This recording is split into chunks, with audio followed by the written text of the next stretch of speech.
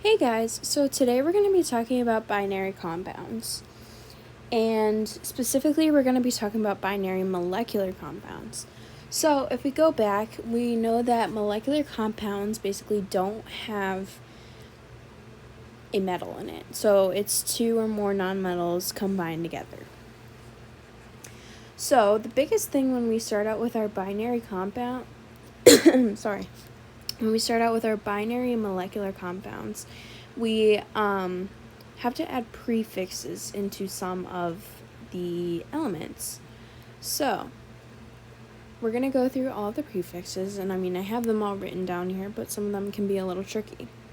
1 is mono, 2 is di, 3 is tri, 4 tetra, 5 penta, 6 hexa, 7 hepta, and those two can be the most confusing. You just kind of have to think about hexa being like a hexagon, and hepta is the one that's closely related to the 6.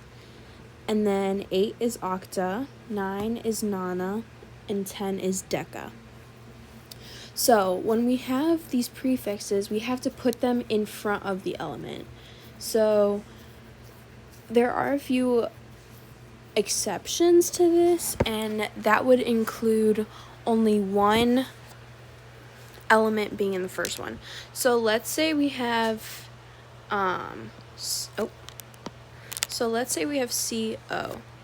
When naming this, we know that this is carbon, and then we know that there's oxygen.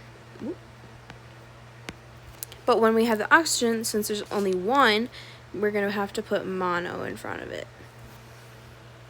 And obviously don't double the O. But the only exception to this is that we don't put anything in front of that carbon. It just kind of stays like that. So this compound would be carbon monoxide rather than carbon or monocarbon monoxide. And because this is the ending element, instead of this gen part, well, I guess it would also be the Y part too, but instead of that, we're going to make this oxide. And that is, we usually add the "ide" ending to all of the compounds that we make. Alright, so let's do a few more. Alright, so we're going to name them.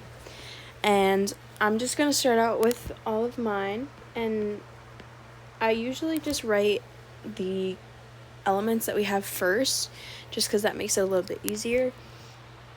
But I have to remember that I need to put "ide" on the end, so I'm just going to go ahead and do that.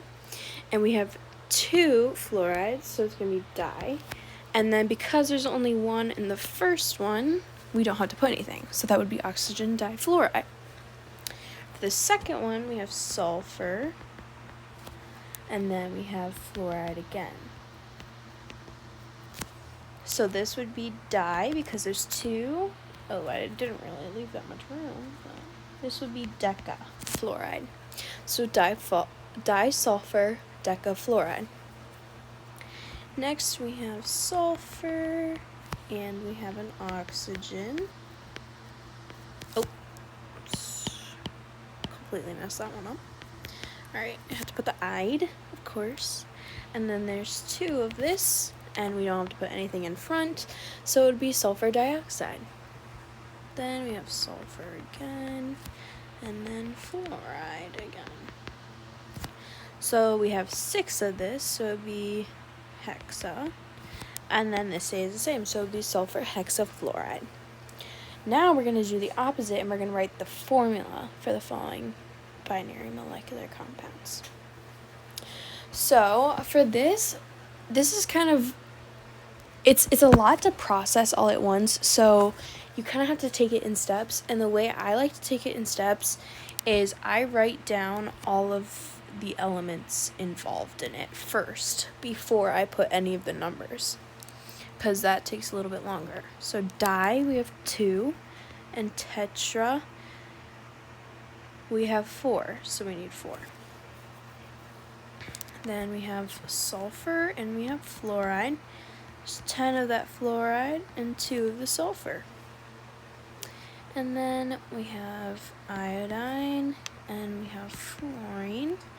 So hepta, again, is that tricky one, 7, and there's only 1 of the iodines. Then we have phosphorus, and then we have chloride, and we have 1 of the phosphorus, and we have 5 of that chloride.